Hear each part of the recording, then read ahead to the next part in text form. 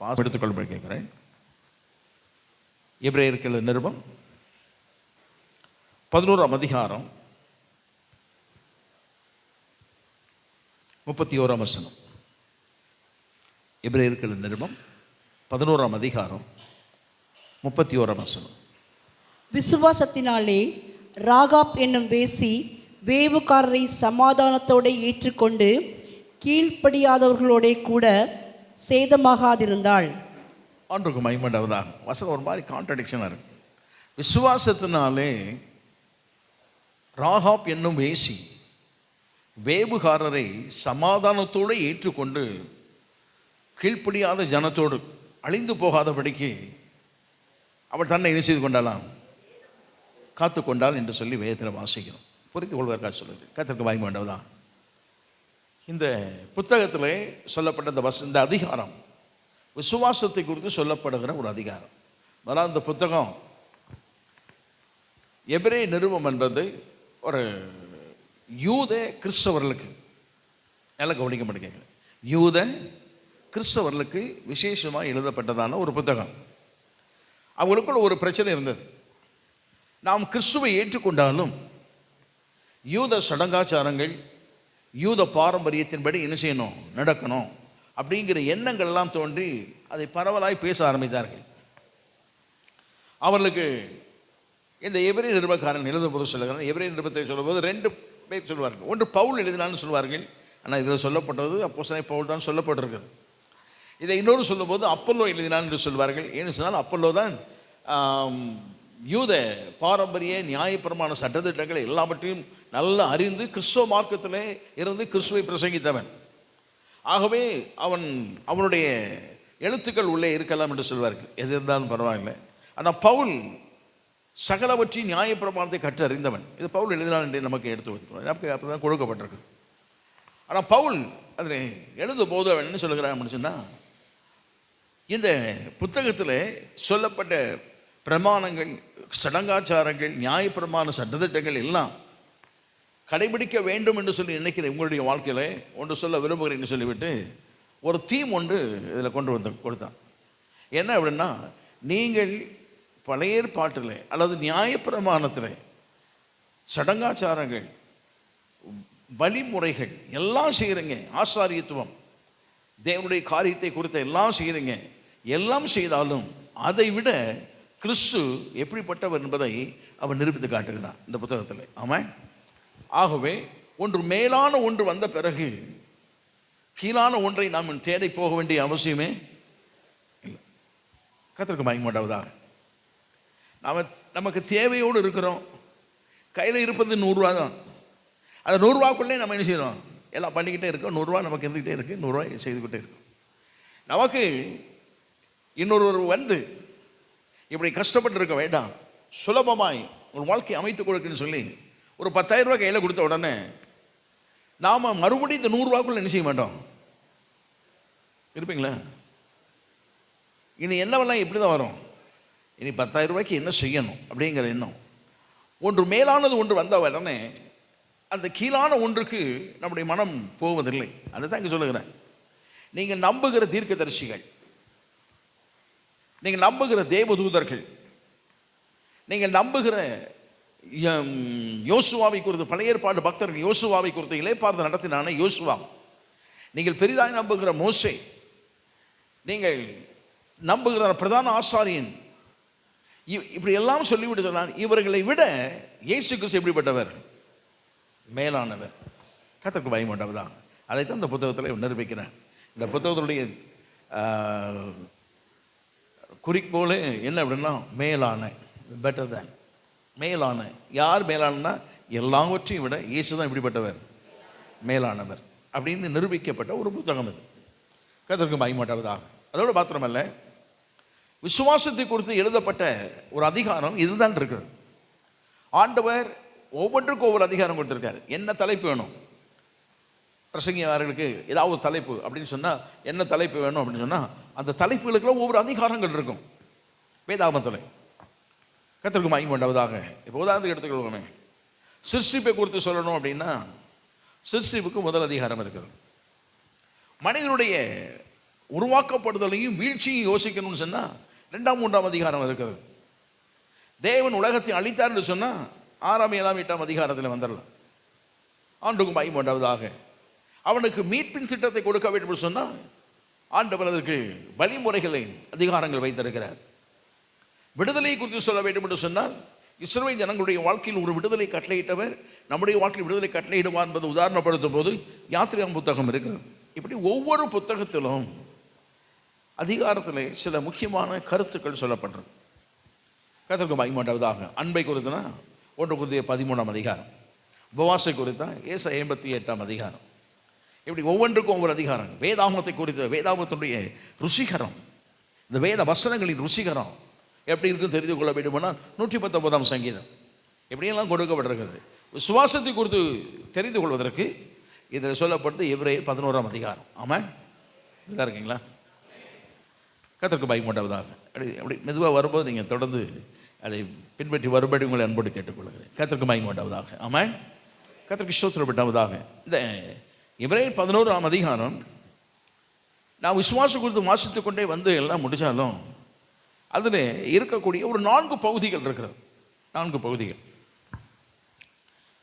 4 வகையான கூட்டத்தினர் என்று சொல்லலாம். 4 வகையான கூட்டத்தினர் சொல்லலாம். யாருன்னு சொன்னா, விசுவாச வாழ்வு, அந்த விசுவாச வாழ்வை வெளிப்படுத்துகிற கூட்டம், விசுவாச வாழ்க்கையை வெளிப்படுத்துகிற கூட்டம். கர்த்தருக்கு மகிமை உண்டாவதாக. எப்படி அப்படின்னா, காணாதவைகளை குறித்து விசுவாசித்தவர்கள். மழை என்பது தெரியவே தெரியாது. ஆண்டவர் அன்றைக்கு தான் அந்த வெக்கபுலரியை ஆண்டவர் அவர் சொல்கிறார். யாருக்கு சொல்கிறாருன்னா, நோவாக்கு சொல்கிறார். அந்த நியூ வெக்கபுலரி, புது வார்த்தை. அது மழை என்பது புது வார்த்தை. ஆண்டவர் நோவாவிட்ட சொல்ல மழை பெய்யுன்னு சொன்னார். அந்த அர்த்தம் தெரியாது. அவன் கேட்குறான், மழை பெய்யுன்னு சொன்னால் என்ன ஆண்டவரே? வானத்தில் தண்ணி விழும். இதை தான் போய் சொல்கிறான். வானத்தில் தண்ணி விழணும்னா எல்லாரும் பைத்தியக்காரன்னு சொன்னாங்க. கர்த்தருக்கு மகிமை உண்டாவதாக. ஆகவே மக்களுக்கு மழை என்பது தெரியாது. ஆனால் மழை என்பது என்ன என்பது தெரியாது. தெய்வன் சொன்னார், மழை வரும், இந்த பூமி என்ன செய்யும்? அழித்து போடும். தப்பு வைக்க எதை கட்டணுமா?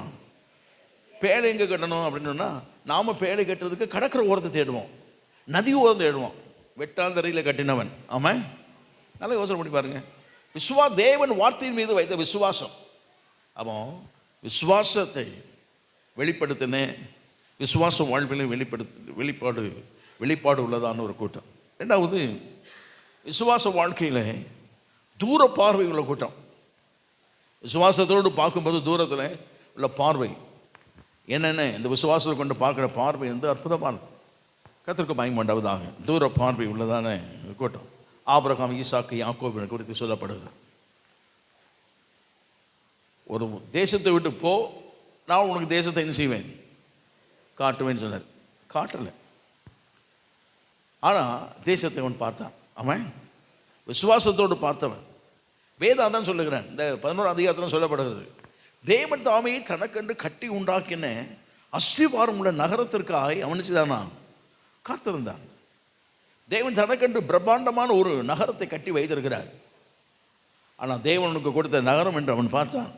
அது ஒரு நகரம் அல்ல, அது ஒரு பெரிய தேசம். ஆமாம், கர்த்தருக்கு மகிமை உண்டாவதாக.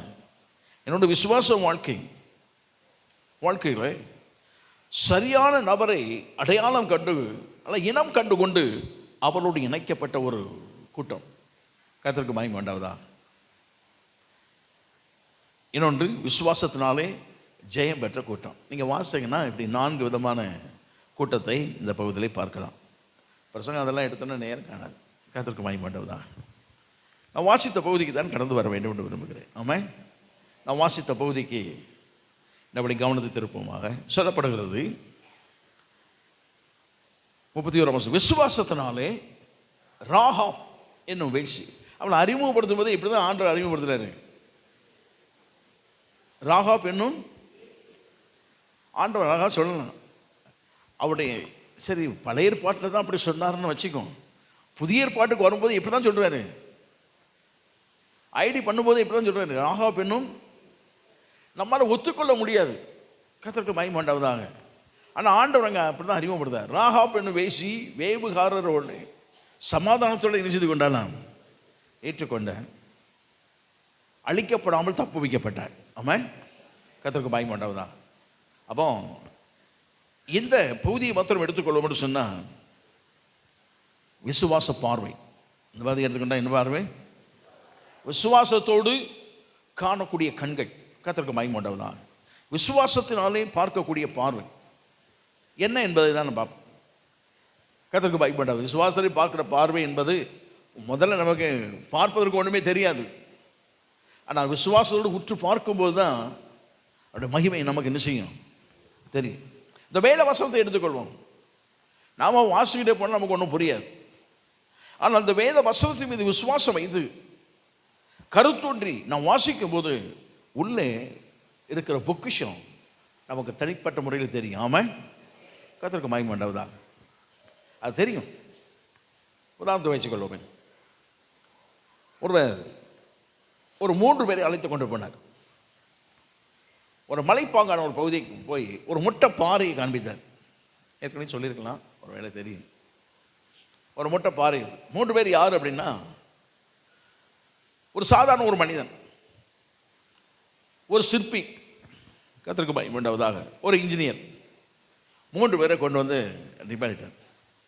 சாதாரண ஒரு மனிதரை பார்த்து கேட்கிறார், இந்த பாறையை பார்க்குறாயப்பா, சரி இந்த பாறையில் உனக்கு என்ன தெரியுதுன்னா, மேலுக்குன்னு பார்த்தான், மொட்டை பாறை, ஒன்றும் தெரியலை, ஒன்றும் என்ன செய்யலை தெரியலைன்னா, சரி அப்படி போய் நில்லு அப்படின்னு ஒரு சிற்பியை கூப்பிட்டார். இதில் உனக்கு என்ன தெரியுது அப்படின்னு சொன்னார். அவன் பார்த்துட்டு கொஞ்ச நேரம் அப்படியே சுற்றி பார்த்துட்டு, அழகான ஒரு சிலையை நான் பார்க்கிறேன். அழகான பாறை, மொட்டை பாறை தான். ஆனால் பார்க்கும்போது சொல்லுகிறேன், என்ன பார்க்குறேன்? அருமையான ஒரு சிலையை பார்க்கிறேன். இன்ஜினியர் கூப்பிட்டார், நீ என்ன பார்க்குற அப்படின்னா, 11 அடுக்கு 12 அடுக்கு 14 அடுக்கு மாளிகையை நான் பார்க்குறேன் அப்படின்னா. ஒவ்வொருத்தருக்கும் பார்வை என்ன செய்யுது? வித்தியாசப்படுது. கர்த்தருக்கு மகிமை உண்டாவதாக. அந்த பார்வையின் விசுவாசம் என்ன அப்படின்னா, ஒருவன் பார்க்கும்போது அவன் பார்வை வெறுமையாக தான் இருந்தது. இன்னொருவன் பார்க்கும்போது அவன் எந்த கண்களோடு பார்க்கிறானோ அது அவனுக்கு தெரியும். இதே போல தான் இந்த வேத வசனத்தை எந்த கண்களோடு பார்க்கிறோமோ அந்த மகிமை நமக்கு தெரியும். ஆமாம், கர்த்தருக்கு மகிமை உண்டாவதாக. அதுதான் இந்த ராகாபை குறித்து இந்த பகுதியிலே நான் வாசிக்கிறேன். ராகாபை குறித்து சொல்லப்படும் சொன்னால், எரிகோவிலே நல்ல அந்த கோட்டையில் எரிகோ மதில், இந்த மதிலில் குடியிருக்கக்கூடியதான ஒரு பெண்மணி. கோட்டை குடியிருப்புன மாதிரி கோட்டையிலே உங்களுடைய குடியிருப்பு இருக்குது. நம்முடைய கோட்டைகளெல்லாம் நாட்களில் கோட்டைகள்லாம் மேக்சிமம் போனால் 2 அடி இருக்கும், 4 அடி இருக்கும், அவ்வளோதான். ஆனால் எரிகோ கோட்டை என்பது நினைத்து பார்க்க முடியாத, அதை உடைப்பதற்கோ நினைத்து பார்க்க முடியாத அளவுக்கு இருக்கும். ஏன் அப்படின்னா, எரிகோ கோட்டையினுடைய அகலமே 30 அடி. நம்ம பில்டிங்கே எவ்வளோ அகலம்? 30 அடி. கோட்டை எவ்வளோ இருக்குது அகலம்? கவனிக்கிறீங்களா? கோட்டையுடைய அகலம் எவ்வளவு? 30 அடி. அஸ்திவாரம் 30 அடிக்கு போட்டிருக்கிறாங்க. அந்த கோட்டையினுடைய உயரம் 60 அடி, மொத்தம் 90 அடி. இது எவ்வளவு? 30 அடி அகலம். அதில் சின்ன ரதங்கள் போகும் பாதுகாப்பு. அங்கே குடியிருப்பதற்கு போர் வீரர்களோ வேறு யாரும் குடியிருப்பதற்கு அங்கே வீடுகள் இந்த ஓரத்தில் இருக்கும். இந்த பக்கம் இருக்காது, அந்த சைடு ஒரு பகுதியில் அங்கே குடியிருப்பார்கள். சின்ன சின்ன வீடுகளை அமைத்து குடியிருப்பாங்களா இல்லையா தெரியாது. அதில் குடியிருக்கக்கூடியதான ஜனங்கள் இருந்தது. ஆக அவ்வளவு அகலமான எல்லையிலே குடியிருக்கிறார். அந்த கோட்டையில் ஒரு ஓரத்தில் குடியிருந்தவள் தான் இந்த ராகா. இவளை குறித்து வேதம் சொல்லுகிறது, இவள் யாரா? நம்முடைய பார்வையில் ஏற்றுக்கொள்ள முடியாத ஒரு பெண்மணின்னு வச்சுக்கோ. கர்த்தருக்கு மகிமை உண்டாவதாக. யோசுவா எரிகோவை அல்லது முதல் பட்டணம், அவங்க கானானுக்குள்ளே போன உடனே சந்திக்கிற முதல் பட்டணம், அவன் யோர்தான் பக்கம் இருந்துக்கிட்டு அந்த தேசத்தை வேக பார்த்துட்டு வாங்கப்பா அப்படின்னு சொல்லி அனுப்புகிறான். 2 பேர் அனுப்புகிறேன். 2 பேர் போகிறாங்க. போய் நேராக எங்கே தான் போகிறாங்க? இந்த ராகாப் வீட்டுக்கு தான் போகிறாங்க. ஏன் அப்படின்னா, அந்த கால வழக்கங்களில் இருக்கக்கூடியதான முறைமைகள் அப்படி தான் இருக்கும். வேறொரு வீட்டுக்கு எந்த தெரியாத ஒரு வீட்டுக்கு போக முடியாது. ஏன்னா ஊரே அந்த பட்டணமே இப்பொழுது புதிதானது. இவர்கள் போவது அடிக்கடி வேறு இடத்துல இருந்து வேறு நபர்லாம் வந்தாங்கன்னா இப்படிப்பட்ட நபர்கள் வீட்டுக்கு தான் முதல்ல போவாங்க. சுலபமாய் போய்விடலாம், ஏன்னா அவர்கள் காசுக்காக வாழ்கிறவர்கள். ஆனால் இவங்க போனது சுலபமாக போவதற்கு வழிதான் தேடினாலும் தவிர தவறான காரியத்துக்காக என்ன செய்யலை, அங்கே போகலை. அங்கே உள்ளே போன உடனே அவள் தெரிந்து கொண்டாள். இவங்க 2 பேரும் பார்த்த உடனே தெரிந்து கொண்டாள். தெரிந்து கொண்டு அவள் சொல்லுகிறார், எப்பா நீங்கள் இஸ்ரவேல் ஜனங்களா? ஆம். நீங்கள் எகிப்திலிருந்து புறப்பட்ட உடனே எங்களுக்கு ஒரு செய்தி வந்தது. என்ன செய்தி வந்ததுன்னா, கர்த்தர் செங்கடலை நினைச்சார் உங்களுக்காக. நானும் இந்த புக்கை வச்சு இந்த நபரை வச்சு ஆராய்ச்சி பார்த்தேன். இந்த பெண்ணுக்கு செய்தி கொடுக்கணும்னா விவரம் தெரிஞ்சிருக்கணும்னா குறைஞ்சபட்சம் ஒரு 10 வயசாவது நினைச்சிருக்கணும். விவரம் தெரியணும்னா எவ்வளோ வயசு இருந்திருக்கணும்? கானானை கடந்து அவன் வனாந்தரத்தை கடந்து வருவதற்கு எத்தனை வருஷம் ஆச்சு? 40 வருஷம் ஆச்சு. அப்போ அவளுக்கு எத்தனை வயசு இருந்திருக்கணும்? 50 வயசு இருந்திருக்கணும். நான் சொல்றது கொஞ்சம் கவனிக்கிறீங்களா? புரியுதா? ஆனால் அவளுக்கு 50 வயசு இருக்குமா? என்ன பொறுத்தவரை அப்படி இருக்காதுன்னு நினைக்கிறேன். ஏன் அப்படின்னா வழியே பேசிக்கொண்டிருந்தது வந்தது. ஒரு கூட்டம் ஜனங்கள் வந்து கொண்டிருக்கிறார்கள். இதுக்கு முன்னால் சீகோன், ஓகு இவங்கெல்லாம் தீர்த்து கட்டிட்டாங்க, அந்த தேசத்தை சுதந்திரிச்சிட்டாங்க. எங்கள் யோர்தான் பக்கம் வந்த உடனே பேச்சுக்கள் எல்லாம் அடிபட்டு கொண்டிருக்கிறது. அப்போ சொல்கிறாங்க, எகிப்திலிருந்து புறப்படும் போது உள்ள சம்பவங்கள் எல்லாம் மறுபடியும் சொல்லப்பட்டு வரும்போது இந்த ராகாப் கேள்விப்படுகிறார். கேள்விப்பட்டு சொல்கிறார், நீங்கள் எகிப்திலிருந்து புறப்பட்ட உடனே உங்கள் தேவனாய் கர்த்தர் என்னென்னலாம் செய்தார் என்பதை எங்கள் தேசத்திலே பரவலாய் பேசப்பட்டு கொண்டிருக்கிறது. பேசப்படுவது மாத்திரமல்ல, எங்கள் தேசத்தின் ஜனங்களுடைய இருதயம் என்ன செய்து கரைந்து போய்விட்டது. என்னைக்கு நீங்கள் வருவீங்க, என்னைக்கு எங்களை தீர்த்து கட்டுவீங்க அப்படிங்கிற ஒரு பயத்திலே நாங்கள் கதவுகளெல்லாம் அடைச்சி விட்டோம். நீங்கள் வந்துட்டீங்க தெரிஞ்ச உடனே நாங்கள் கலங்கி கொண்டிருக்கிறோம், பயந்து கொண்டிருக்கிறோம். 2 பேரும் பார்த்த உடனே சொல்லுறேன், நீங்கள் கட்டாயம் தேசத்தை என்ன செய்வீங்க, சுதந்திரித்துக் கொள்வீர்கள். இவள் இந்த அழிவுக்குரியவள் தான். இவள் எப்படி எதுக்குரியவள் தான்? அந்த பட்டணத்தோடு எரிகோ பட்டணத்தோடு அழிவுக்குரியவள். ஆனால் அவன் சொல்லுகிறார், பார்த்த உடனே சொல்லுகிறார், இவர்களோடு நாம் இணைந்து கொண்டால் அல்லது அந்த வந்த அந்த வேவுகாரர் 2 பேரையும் பார்த்த உடனே சொன்னான், பார்த்த உடனே தெரிந்து கொண்டால் இவர்கள் தேசத்தை சுதந்திரித்துக் கொள்வார்கள். இந்த கூட்டம் வந்து அதுக்கு பிறகு இந்த தேசத்தில் ஒருத்தவங்க கூட நிச்சய முடியாது, தப்ப முடியாது. தப்பிக்கணும் அப்படின்னா நாம் இவங்களுக்கு உதவி செய்தால் தான் தப்பிக்க முடியும். அப்படி என்பதோடு அவர் நிறுத்தி விடவில்லை. அதுக்கு பின்பதாக அவருடைய விசுவாச கண்கள் பார்த்தது என்ன அப்படின்னா, தான் எரிகோ பட்டணத்திலே அந்நிய ஜனமாக இருந்தாலும் தான் இஸ்ரவேல் ஜனத்தில் ஒருவனாக சேர்க்கப்பட போகிறதான அந்த விசுவாச பார்வை அவளுக்குள் இருந்தது. ஆமாம், கர்த்தருக்கு மகிமை உண்டாவதாக. இந்த விசுவாச வாழ்க்கையின் பார்வை சரியான நபரை இனம் கண்டுகொள்ள முடியும். ஆமாம், நம்முடைய வீட்டிற்கு வேத வசனத்தை கொண்டு எத்தனையோ நபர்கள் வரலாம். நம்முடைய வீட்டிற்கு ஜெபிப்பதற்கென்று எத்தனையோ நபர்கள் வரலாம். ஆனால் விசுவாச வாழ்க்கையில் வாழ்கிற நம்முடைய வாழ்க்கையில் ஏன் வந்தார்கள், எதற்கு வந்தார்கள், எப்படிப்பட்ட நபர்கள் என்பதை இனம் கண்டுகொள்வதற்கு அந்த விசுவாசத்தின் பார்வை ஊடுருவி செல்ல வேண்டும். ஆமாம், இதுதான் இருக்கீங்களா? பாறை ஊடுருவி செல்லணும். வெறும் மொட்டை பாறையை பார்த்துட்டு மொட்டை பாறைன்னு சொல்லிட்டு போகக்கூடாது. அந்த பாறைக்குள் என்ன இருக்குது என்பதை காண வேண்டும். நம்முடைய விசுவாச பார்வை இந்த வேத வசனத்தின்படி என்ன இருக்கு என்பதை பார்க்க வேண்டும். இந்த வருஷத்தின் கடைசி பகுதியில் வந்திருக்கிறோம். புதிய ஆண்டுலாகி நம்ம சொல்லணும், என்னோட விசுவாச பார்வை ஆண்டவரே துல்லியமாய் தெரிவதற்கு நல்ல இனம் கண்டுகொண்டு பார்க்கிற பார்வை, அந்த கூர்மையான பார்வை, விசுவாசத்தோடு பார்க்கக்கூடிய கண்கள் எனக்கு வேண்டும். ஆமாம், கர்த்தருக்கு பயன் வேண்டாவதாக. 2 பேரும் வந்தவங்களை பார்த்த உடனே, ஆனால் இவங்க 2 பேரும் வந்துட்டாங்கன்னு ஊர் முழுக்க தெரிஞ்சிச்சு. ராஜா 2 பேரும் அனுப்பிவிட்டான், கொஞ்சம் சேவர் அனுப்பிவிட்டு, யாரோ 2 பேர் வந்திருக்காங்க, வேவு பார்க்க வந்திருக்காங்க, பிடிச்சிட்டு வாங்க அப்படின்னு சொல்லிட்டான். கூட்டம் வந்துட்டு, போர் வீரர் கூட்டம் இவர்களை பிடிப்பதற்கு வந்துட்டு, அதனால் இவன் என்ன செய்தான்னா ஒளிச்சு வச்சுட்டான். ஏன் அப்படின்னா, அவங்க என்ன பண்ணாலும் சரி இந்த தேசம் அவர்களால் என்ன செய்யப்பட போகிறது, பிடிபட போகிறது இந்த தேசத்தில். ஆகவே நாம் தப்பித்துக் கொள்வதற்கு, நாம் எப்படியாகிலும் இவரோடு இணைந்து கொள்வதற்கு வேண்டும் என்று சொல்லி இனம் கண்டு கொண்டு இந்த விசுவாசத்தோடு அவரோடு இணைந்து கொண்டாடுவேன். அவர் சொல்கிறான், எப்பா நீங்கள் வந்து போயிடுவீங்க, நாங்கள் தப்பு வைக்கப்படணும், எனக்கு உதவி செய்யணும் அப்படின்னு சொன்ன உடனே அவன் சொல்கிறான், 2 பேர் இந்த வார்த்தை நீ வேறு யார்ட்டையும் சொல்லக்கூடாது. நாங்கள் வந்தோம் போனோம் இப்படி செய்ய போகிறோம் இப்படி வருவோம்னு சொல்லக்கூடாது. சொன்னேன்னா ஒன்றையும் சேர்த்து தட்டிட்டு போயிடுவோம். சொல்லாமல் இருந்தானே பிழைச்சிக்குவேன். ஆனால் ஒரு அடையாளத்தை ஒன்று காமிக்க, ஐயா இவ்வளோ கூட்டத்தில் அடிக்கும்போது எங்களையும் சேர்த்து அடிச்சிட்டிங்கன்னா அதுக்கு அடையாளம் காத்தாரம். சிவப்பு நூல் ஒன்று தொங்க விட்டேன். ஒரு மனதில் வைத்துக்கொள்வோம். சிவப்பு நூல் தொங்கப்படுகிறது என்பதை சொல்லும் போது அவனை யோசிக்கணும், ஏதோ சிவப்பு நூல் நீங்கள் எழுதப்பட்டுன்னு. அது கிறிஸ்துவனுடைய மேன்மையை சுட்டி காட்டுகிறது. ஒரு மனிதன் தப்புவிக்கப்பட வேண்டுமானால் அந்த விசுவாச பார்வையோடு இருக்கின்றாலும் கிறிஸ்துவோடு கூட இணைந்த ஒரு பார்வை கட்டாயம் செய்யணும், இருக்க வேண்டும். கர்த்தருக்கு பயமுண்டாவதாக. அவன் சொன்னான், நாங்கள் இறங்கின அந்த நூலை பத்திரம் கட்டி வச்சிருக்கேன். சரி, அவ்வளோ பெரிய வீட்டில் நூல் கட்டினது தெரியுமா தெரியாதா, கூட்டத்தோடு வரும்போது தெரியாமல் நினைச்சிடும் போயிடும் அப்படின்னு நினச்சி அவன் நினைச்சிருக்கான். ஒரு கற்பனை வீடு முழுக்க எதை தொங்க விட்டுருப்பான், சிவப்பு நூலாக கார்னர் நினைச்சிருப்பான்.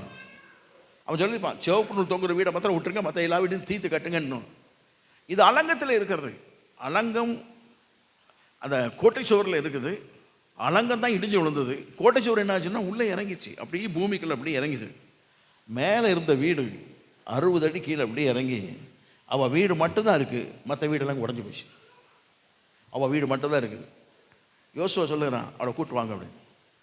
அவருடைய பார்வை எவ்வளவு இருந்தது என்பது பாருங்க. கூட்டு வந்தோடனே அங்கே நிற்கிறேன், ஒரு இலையில் நிற்கிறேன். இஸ்ரவேல் ஜனங்கள் அங்கே நிற்குது.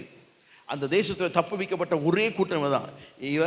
இவளை சார்ந்த சகோதர சகோதரிகள், அப்பா அம்மா எல்லாரையும் கூட்டி வச்சிருக்கிறான்.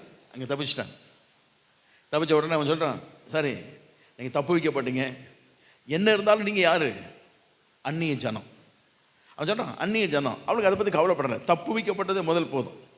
அந்நிய ஜனம் என்று சொல்லி சொன்ன உடனே கொஞ்சம் ஆக்கதாச்சு. அங்கே இருந்த அந்நிய ஜனத்தில் கர்த்தருக்கு பயமுண்டாவதாக ஒருவன் வந்தான், நகசோனன் ஒருத்தர் வந்தான். அப்படின்னா அப்போ தான் யூதாவுடைய புறப்பட்டு வரும்போது தலைவனாக இருந்தான், கூடி பிடிச்சிட்டு வருவான். ஆனால் அவருடைய குமாரன் என்ன செய்தான், நகசோன் என்ன செய்தான், அவர் பார்த்து, ராகாப்பை என்னுடைய வீட்டிற்குள், அதாவது என்னுடைய குடும்பத்திற்குள் அவளை நான் நிச்சயிக்கிறேன், ஏற்றுக்கொள்கிறேன்னு சொல்லி அவளை தன்னுடைய குடும்பத்தில் ஒருவராக ஏற்றுக்கொண்டான். ஆமாம், அந்த விசுவாசம் வாழ்க்கையினுடைய பார்வை எப்படி பாருங்க. அந்த ஜனத்தோடு, அந்த தேவ ஜனத்தோடு ஒன்றாய் சேர்த்துக் கொள்ளப்பட்டான். சேர்த்துக் கொள்ளப்படுவது மாத்திரமல்ல ஒரு பார்வை. காலங்கள் போனது. அந்த ராகாப்பினுடைய சந்ததி தான் கிறிஸ்துவை பிறக்கும்படியாக தேவன் நிர்ணயம் பண்ணினார். ஆமாம், அந்த தூர பார்வையின் மேன்மை என்னன்னா, நான் அழிவுக்குரியவனாக இருந்தாலும் என்னுடைய வாழ்க்கையில் சந்ததியில் கிறிஸ்து தோன்றுவார் என்ற பார்வை அவளுக்குள் இருந்தது. ஆமாம், நம்முடைய வாழ்க்கையில் இந்த உலகத்தில் வாழ்ந்து கொண்டிருக்கிறோம், அழிவுக்குரியவர்கள் தான். நாம் விசுவாசத்தோடு ஆண்டவர்படி சொன்னபோது ஏற்றுக்கொண்டோம், அதோடு நின்றக்கூடாது. பார்வை அதோடு மங்கி போய்விடக்கூடாது. நம்முடைய பார்வை நம்மில் கிறிஸ்து வெளிப்பட்டு கர்த்தருக்கு பயன்படுவதாக, அவர் பிரத்யட்சமாய் வெளிப்படும் வரைக்கும் நாம் அவரை தரிசிக்கவும், ஒரு நாள் வரும்போது அவரோடு இணைந்து அவர் நித்திய ராஜ்யத்தில் போகக்கூடியதான அந்த மகிமையை காணக்கூடிய கண்கள் நமக்கு வேண்டும். ஆமாம், இதைத்தான் பவுல் பெற்றுக்கொண்டாங்க. அவரை குறித்து சொல்லப்பட்டது. அவன் சொல்கிறான், நல்ல போராட்டத்தை போராடினேன், ஓட்டத்தை முடித்தேன், எதை காத்துக்கொண்டேன். அவன் சொல்ல பாருங்க, விசுவாசத்தை நிச்சயித்து கொண்டேன். ஏன் அப்படின்னா, என்றைக்கு ஆண்டவனை சந்தித்தாரோ அன்றைக்கே தேவனை பார்த்து ஒரு கேள்வி கேட்டேன், நீ யார்? நீ துன்பப்படுத்துகிற இயேசு நானே. அடுத்த செப்பு கேட்டான், நீ என்ன சொல்லுகிறீங்க, நான் என்ன செய்யணும் ஆண்டவரேன்னு கேட்டபோது ஆண்டவர் சொன்னார், நீ செய்ய வேண்டியது நாங்கள் சொல்லப்படும்னா கண் குருடானது, ஆனால் உள்ளே இருக்கிற கண் திறக்கப்பட்டது. ஆமாம், அவனுடைய பார்வை கிறிஸ்துவின் மேன்மையை காணும் போது வருகையை பார்த்தது, வருகையில் அவர் கொடுக்கிற பிரதிபலனை பார்த்தது. இந்த வேதத்தில் வாசித்து பாருங்க, எந்த நபரும் தேவன் தம்முடைய ஜனத்திற்கு கொடுக்கக்கூடிய பிரதிபலனை யாரும் பார்க்கல. பவுல் சொல்லுகிறேன், பவுல் பேதுரு எழுதுகிறேன், மகிமையின் கிரீடம், வாடாத கிரீடம் அப்படின்லாம் எழுதுகிறான். ஆனால் தனக்கு என்ன கிரீடம் கொடுக்குறான் அவன் எழுதலை. எத்தனையோ அப்போஸ்தலர் இருந்தார்கள், தேவன் தனக்கு கொடுக்கக்கூடிய பிரதிபலனை யாருக்கும் பார்க்கல. ஆனால் பவுல் சொல்லுகிறான், அவன் நீதியின் கிரீடத்தை எனக்கு சூட்டுவதை, அந்த வரிசையில் நின்று நான் பெற்றுக்கொண்டு சூட்டப்படுவதை நான் பார்த்தேன். ஆமென். அப்போ அந்த விசுவாச பார்வையுடைய மேன்மை அப்படிப்பட்டது. கர்த்தருக்கு பயன்படுவதாக. ஏதோ பார்த்து விட்டு போவதல்ல. அந்த விசுவாசம் என்பது அற்புதமான ஒன்று. அவரை நம்முடைய வாழ்க்கையில் ஏற்றுக்கொண்டோம், அவரை இணைத்து கொண்டோம். அதோடு வாழ்க்கையில் ஓடிக்கொண்டிருப்பது வாழ்க்கை அல்ல. அந்த கடைசி வரை இருக்கக்கூடியது அந்த பார்வை. அவள் தப்புவிக்கப்பட்டாள் என்பதுதான் நமக்கு வேதத்தில் சொல்லப்படுகிறது. தப்புவிக்கப்பட்டதோடு இல்லை, அந்த இரட்சகனை கொண்டு வருவதற்குரிய ஒரு சந்ததியிலே ஒருவராக சேர்த்துக்கொள்ளப்படுவதற்குரிய பார்வை அவளுக்குள் இருந்தது. ஆமாம். இன்றைக்கு நமக்கு நம்முடைய சந்ததியில் கிறிஸ்து பிறக்க மாட்டார், அதெல்லாம் முடியாது. ஆனால் கிறிஸ்து நம்முடைய வாழ்க்கையில் நாம் அவரோடு இணைக்கப்படக்கூடியதான அற்புதமான ஆசீர்வாதம், அவரோடு நித்திய ஜீவ வாழ்வில் இணைக்கப்படக்கூடியதான அற்புதமான வாழ்வை காணக்கூடிய அந்த விசுவாச பார்வை நமக்கு இருக்கணும். எப்போதும் நான் அவரோடு வாழ்வேன் என்றுதான் நம்பிக்கை. ஆமாம். என்னுடைய வாழ்க்கை முழு அவரோடு இருக்கிறது தான் நம்பிக்கை நமக்கு வர வேண்டும். கர்த்தருக்கு பயன்படுவதாக. அதில் சொல்லப்படுது, அவள் இவளோடு அழிந்து போகாமல் அந்த எரிகோ பண்டத்தில் அவள் ஒருத்தி தான், அவளோட குடும்பம் ஒன்று தான் பாதுகாக்கப்பட்டது. ஆமாம். கர்த்தருக்கு பயன்படுவதான். இந்த விசுவாச பார்வையுடைய அளவு அற்புதமான ஒன்று. அதே பார்வை தான் இன்றைக்கும் நமக்கு தேவை என்பதை ஆவியான் உணர்த்த விரும்புகிறார். ஆமாம். இது அழிவிலிருந்து தப்புவிக்கும் பார்வை, ஆசீர்வாதத்தை பெற்றுக்கொள்ள வைக்கும் பார்வை, தேவனோடு இணைக்கப்படக்கூடிய அற்புதமான ஒரு பார்வை. என்னுடைய வாழ்க்கையில் இனம் கண்டுகொள்ளும்படியான அற்புதமான இந்த பார்வையை கர்த்தர் நமக்கு தருவாராக. ஆமாம். கர்த்தருக்கு பயன்படுவதாக. அதிலே சொல்லப்படுது, மேய்த்து சொல்லப்படுகிறது, ரெபேக்காளை குறித்து சொல்லப்படுகிறது. கர்த்தருக்கு பயன்படுவதாக. இந்த ராகாப்பை குறித்து நிறைய சொல்லப்பட்டிருக்கு, நிறைய இருக்கு. கர்த்தருக்கு பயன்படுவதாக. கர்த்தருக்கு ஸ்தோத்திரப்பட்டவதாக. ரெபேக்காளை சொல்லணும். ரொம்ப ஆச்சரியமான ஒன்று. ரெபேக்காளை எலியேசர் போய் பார்க்குறான். அவன் ஒரு கிணத்தடியில் உட்கார்ந்து சொல்கிறான், எனக்கு அவனுக்கு தண்ணீர் இறைப்பதுக்கு யாரெல்லாம் இருக்கிறான்? 10 ஒட்டகத்தை கூட்ட வந்தவன் வெறும் ஒட்டகத்தை கூட்ட வந்திருக்க மாட்டான். 10 ஒட்டகத்தை கூட்டம் தான் 10 பேர் நினைச்சிருப்பாங்க. வேலைக்காரங்க இருக்கிறாங்க. ஏன் அப்படின்னா 10 ஒட்டகத்தில் என்ன இருக்கு? சில ஒட்டகத்து மேலே சாப்பாடு இருந்திருக்கலாம், சில ஒட்டகத்து மேலே உடைகள் இருந்திருக்கணும். ஏன்னா நம்ம இன்னைக்கு இருக்கிற மாதிரி ட்ரெயினில் ஏறணும்னு இன்னைக்கு டெல்லிக்கு போகணுன்னா எவ்வளோ 3000 கிலோமீட்டர் 3500 கிலோமீட்டர்லாம் ஒரே 24 ஹவர்ஸ் நிச்சயது தூக்கிட்டு போயிரு ட்ரெயின். இல்லை ஃப்ளைட்டில் போனோன்னா 3 மணி நேரத்தில் நிச்சயலாம் கூட இறக்கி விட்டுருவோம். அன்னைக்குள்ள கதைலாம் என்ன செய்யாது. இங்கேருந்து போகும்போது எப்படி தான் போவாங்க? அதுவும் ஒட்டகத்தில் போனால் கேட்கவே வேண்டாம். குதிரையில் போனாலும் பரவாயில்ல. எதில் போகிறாங்க? என்னைக்கு போய் சேர்ந்துருப்பாங்க தெரியுது. மாத கணக்காக நடந்த இடம். துணிகள்லாம் வச்சு ஒரு ஒட்டகம் இவ்வளோ கொடுக்கக்கூடிய, இந்த பெண்ணை பார்த்தாச்சுன்னா கொடுக்கக்கூடிய வெகுமதிகள் ஒரு ஒட்டகம் தூக்கிட்டு வருது. இது 2-3 செத்து போச்சுன்னா என்ன பண்ணுறது? ஆகவே வெறுமையாக ஒரு 4 ஒட்டகம் வரும். ஏன்னா ஏதாவது ஒன்று முடங்கி போச்சுன்னா அங்கனே தூக்கி போட்டு வேறு ஒட்டகத்தில் ஏறி வர்றது. ஸ்டெப்னி டயர் வச்சுருக்கிற மாதிரி அவங்களுக்கு ஸ்டெப்னி ஒட்டகம் எல்லாம் இருக்கும். நம்ம கற்பனை பண்ணி தான் பார்க்கணும். அவன் வந்தது 10 ஒட்டகத்தில் வந்திருக்கிறான். ஒரு 5-6 வேலைக்காரங்களாக இருப்பாங்க. அவ்வளவு இருந்தும் அவன் கேட்குறான், தண்ணி கேட்பேன். எந்த பெண் எனக்கு தண்ணி கொடுக்குறானோ, எனக்கு மட்டும் இல்லை எதுக்கும் சேர்த்து, அவள் தான் பெண். இவன் சொன்ன உடனே வேதம் சொல்லுது, இவன் சொன்ன உடனே யார் வந்தா? ரெபேக்காள் வந்தான்னு இருக்குது. கொஞ்சம் யோசிச்சு பார்ப்போம். இவன் யோசிச்சுட்டு அந்த இடத்துல உட்காந்துருப்பான். தண்ணி கீழே இருக்குது, இறங்கி எடுக்கணும். எத்தனை பெண்கள் வந்தாங்களோ தெரியாது. அந்த ஊரில் உள்ள பெண்கள் எத்தனை பெண்கள் வந்தாங்களோ தெரியாது. வருவாங்க. அவன் கேட்டப்பான், தண்ணி கொண்டு தான். இவ்வளோ பெரிய ஆளாக இருக்கவனுக்கு இறங்கி எடுக்க தெரியாது. நாங்களே கஷ்டப்பட்டு எடுத்துருக்கோம், வேலையை பாருன்ட்டு அது வாட்டி எடுத்துகிட்டு போயிருக்கோம். அப்போ நினச்சிப்பான், ரிஜெக்டட், சரி அடுத்த ஆள் வரட்டும். இப்படியே உட்கார்ந்தது தான். அந்த நேரத்தில் ரெபேக்காள் வந்தா, தண்ணி கேட்குறான். வேணும் பார்த்தா, தண்ணி தானே வேணும். நாம் நினைக்கிறோம் தண்ணி தானே வேணும்னு நினச்சிட்டு போகணும். தண்ணி தான் வேணும்னு நினைக்கல. அவள் அவனை பார்த்த பார்வையில் நல்ல ஒரு மணவாளன் அவற்றில் இருக்கிறார். அந்த மணவாளன் வாக்கு தத்தத்தின் புத்திரன் அவன். ஆமாம். அவர் கிறிஸ்துவுக்கு ஒப்பனையானவர். கர்த்தருக்கு பயன்படுவதா. இந்த உலக ரட்சகனுக்கு ஒப்பனையான ஒரு அற்புதமான ஒரு நபர், அற்புதமான ஒரு மணவாளன் அவரிடத்தில் இருக்கிறார். அந்த மணவாளனோடு இணைக்கப்படும் போது இந்த உலக ரட்சகர் என்னிடத்திலிருந்து தான் தோன்றுவார். ஆமாம், என்னிடத்தில் தோன்றுவார். கர்த்தருக்கு பயன் உண்டாவதாக. அந்த பார்வை அவளுக்குள் இருந்தது. கர்த்தருக்கு பயன் உண்டாவதாக. ஆகவே தான் கஷ்டப்பட்டாலும் பரவாயில்ல, கிறிஸ்துவை அடைந்து கொள்வதற்கு நம்ம எவ்வளோ கஷ்டப்பட்டாலும் பரவாயில்ல, அடைந்து கொள்ள வேண்டும். ஆமாம், பார்வை பார்க்கும்போதே இன்றைக்கு நேற்று உள்ள பார்வை இல்லை, தூரத்து பார்வையை அங்கே கொண்டு வந்து வச்சிட்டான். ஆகவே தான் அவர் நினச்சான், தண்ணி ஒட்டகத்துக்கு என்னப்பா எல்லாத்தையும் வாத்து ஊற்றுறீங்க, எல்லாம் கொடுத்துட்டான். அவன் கேட்குறான், நீ எங்கேம்மா இருக்கிற? எங்கள் வீடு அங்கே இருக்கு. ஆனால் ஒன்றே ஒன்று மனதில் வைத்துக் கொள்வோம், ரெபேக்கால்னு சொல்லி இந்த இடத்துல சொல்லி இப்படி எழுதியாச்சு. ஆனால் ஏற்கனவே தேவன் ரெபேக்கால் எழுதியிருக்காரு, முன் குறித்து வைத்திருக்கிறார். அவனை அவளை அந்த வீட்டில் எவ்வளவு விசுவாசத்தோடு வாழ்ந்தாங்களோ தெரியாது. ஆனால் இவள் நல்ல விசுவாசத்தோடு வாழ்ந்த ஒரு பெண்மணி. ஆமாம், நான் அப்படி தான் நினைப்பேன். லாபானுக்கு அவனை சார்ந்தவருக்கு எவ்வளோ விசுவாசம் இருக்கோ தெரியாது. ஆனால் இவள் விசுவாசம் நிறைந்த ஒருத்தி. ஏன் அப்படின்னு சொன்னால்,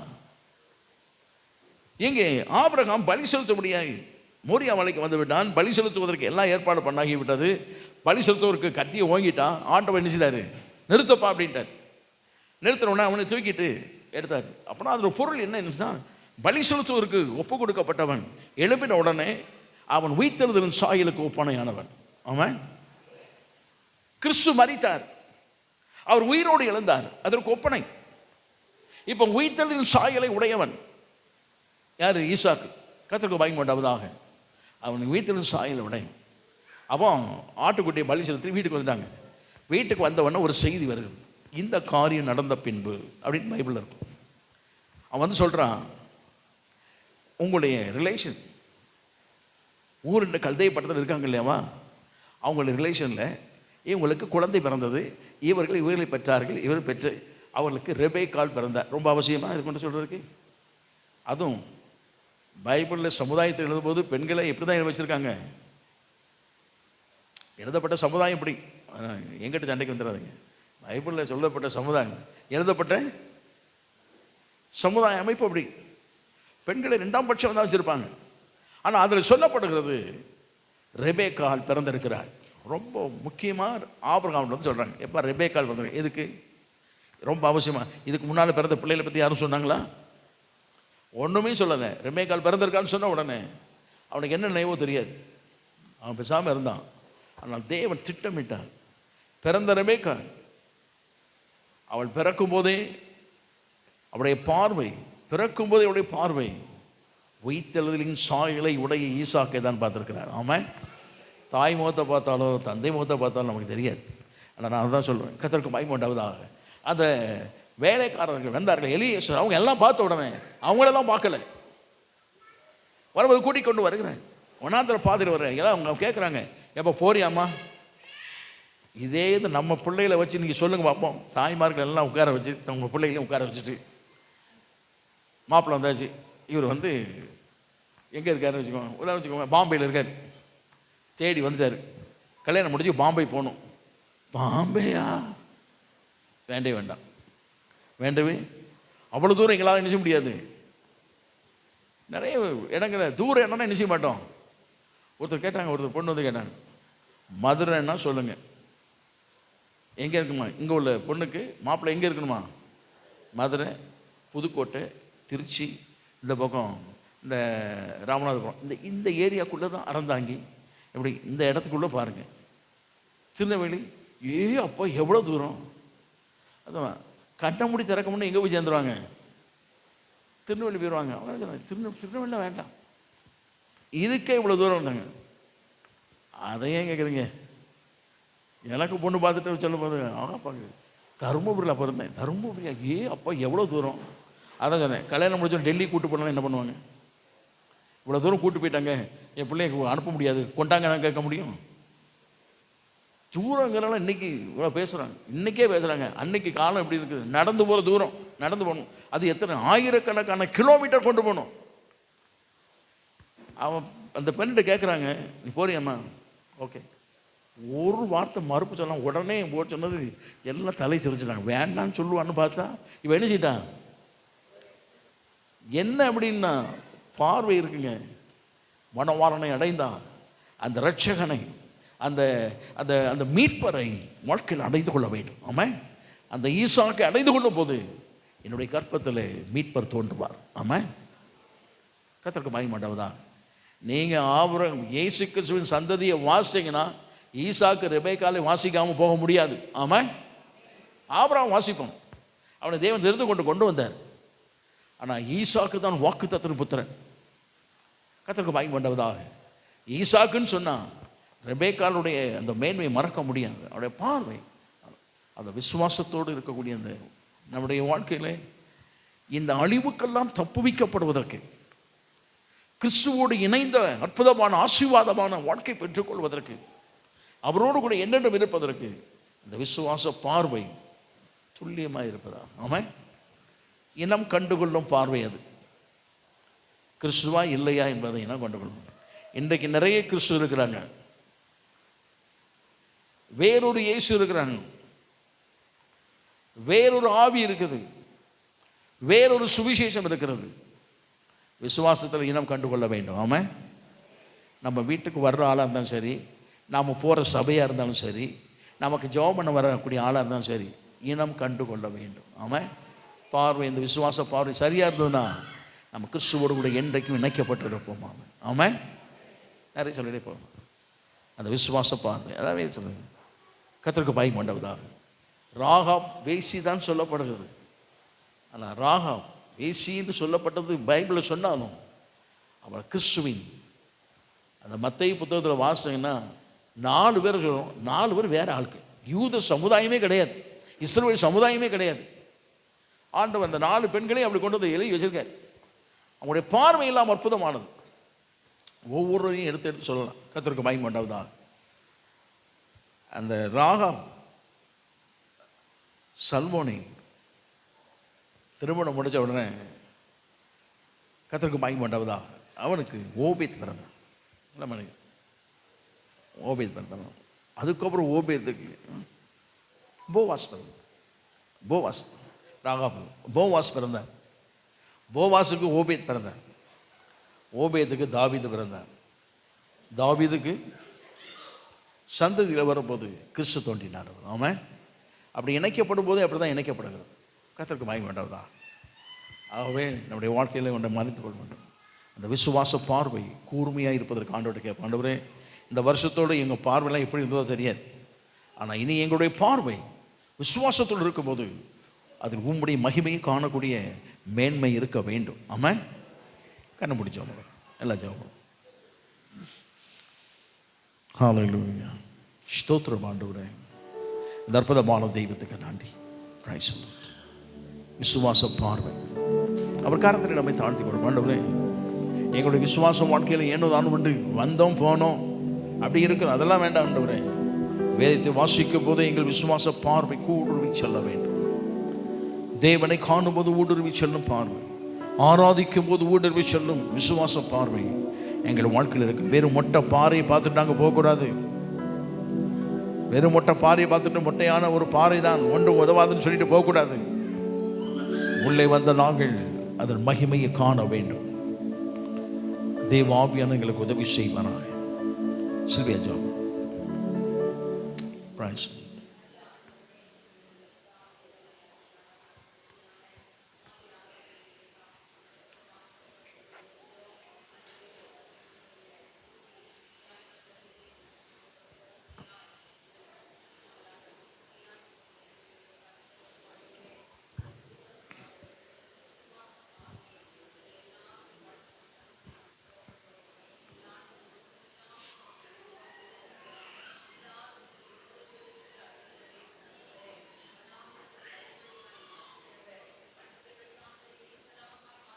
Jesus. Oh no.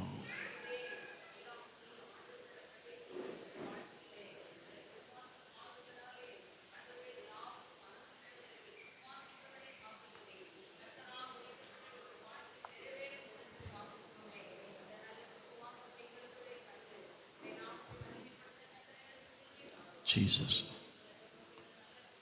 Amen. நாத்துமாவே கர்த்தரை ஸ்தோத்திரி.